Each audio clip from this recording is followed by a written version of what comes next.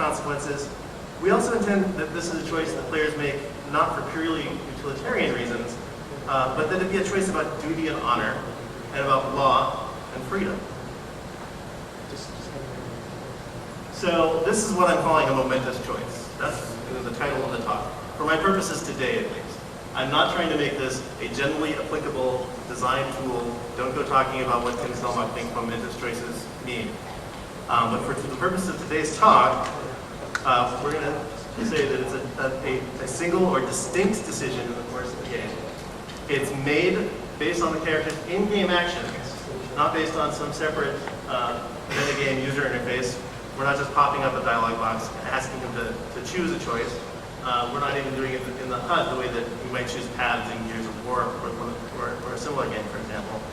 We're interpreting the player's actions to conclude what his view on a topic is. We want it to be an important topic that's worth making a dramatic decision about, and we want it to be a consequential choice, something that is going to have effects on the game that the player is going to have to live with for some time.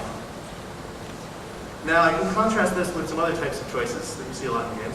Now, lots of games don't really present any difficult choices, and that's okay. In those cases, all your decisions are just a matter of preference. Guitar Hero, for example, great game. No one is really going to take your decisions in it all that seriously, however.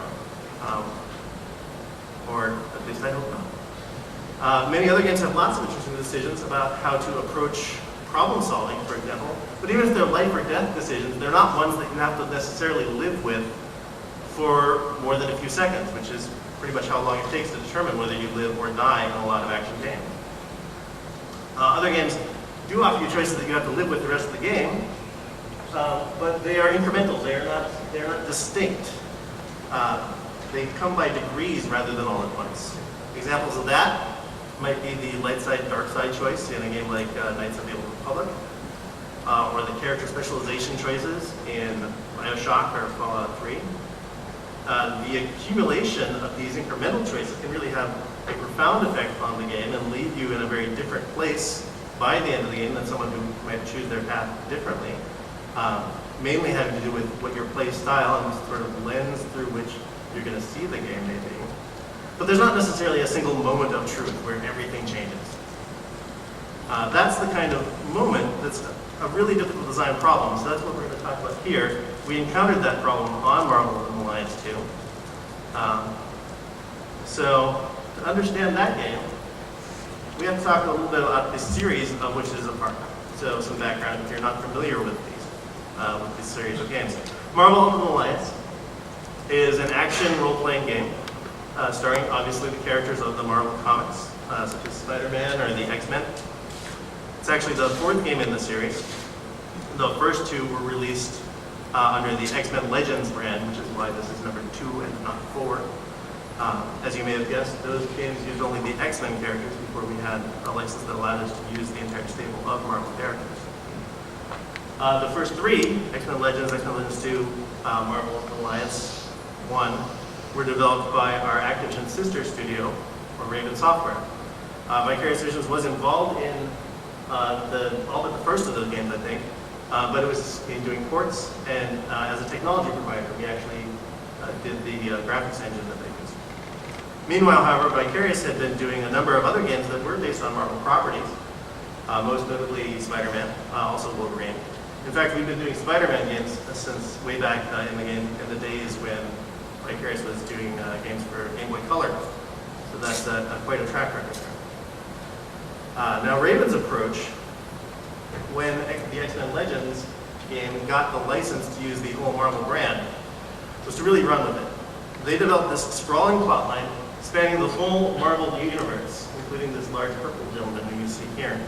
The story was actually devised to support a kind of travelogue that took you across the whole universe, from Atlantis to Hell to Asgard to outer space at least twice. Fans loved it, but after you've been to Atlantis, to Hell, to outer space and back, what do you do next? Especially if you're not a new development studio, but a development studio who is new to taking the lead role on the franchise. Well, what comic publishers do when they want something that involves every character in their stable is something called a crossover event. And the one that was going on at the time was this story that you see the cover for here, Civil War. This is a storyline that's treated simultaneously in all the Marvel comic magazines. And we wanted to put more focus on the story and try to achieve better dramatic effect rather than tailoring the story to the locations that we wanted to use. So it seemed natural to use this storyline. We thought it was a great one.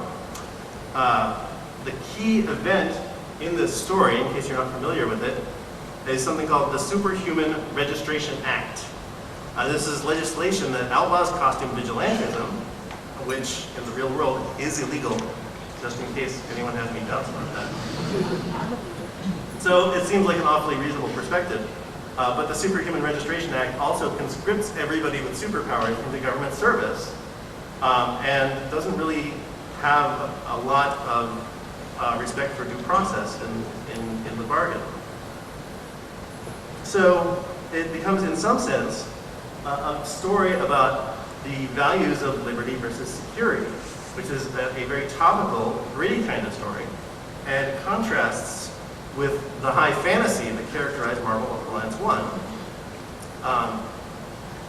As in fact, widespread defiance of the Superhuman Registration Act splits the superhero community into two factions: those in favor of the act and who are willing to comply by its requirements to register and go get trained and work for the government, and those who want to continue being superheroes the way they always have been, basically. So we're about to see the scene in the game where that split occurs. There are a couple things you should get from this scene. The leaders of the two sides, Iron Man and Captain America, are friends. They're going to fall on opposite sides of this issue then, but for deeply held convictions of their own. Captain America will refuse to turn against his friends in the process of enforcing the act, whereas Iron Man believes that it's his duty to enforce the law regardless. The first speaker that you'll see will be Tony Stark, also known as Iron Man. So this will be this. Can you fix that one? Just check the bottom.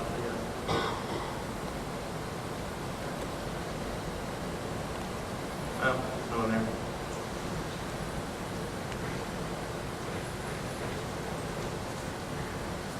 The computer has not seen this slideshow before and doesn't know what it is.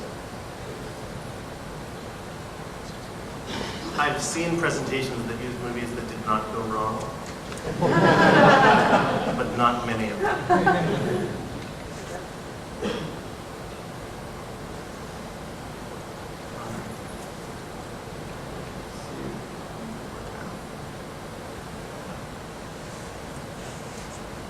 And so, to answer your question, Mr. Senator, in spite of these recent events, I don't believe forcing superheroes to register with the government is the answer. This law would split the hero community right down the middle, with consequences I'm not sure any of us want to ponder.